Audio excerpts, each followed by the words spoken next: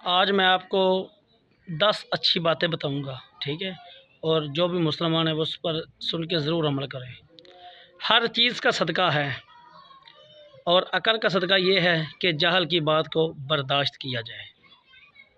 ضروری تو نہیں کہ کچھ غلط کرنے سے ہی دکھ ملتا ہے، ارے حد سے زیادہ اچھا ہونے کی بھی قیمت ادا کرنی پڑتی ہے۔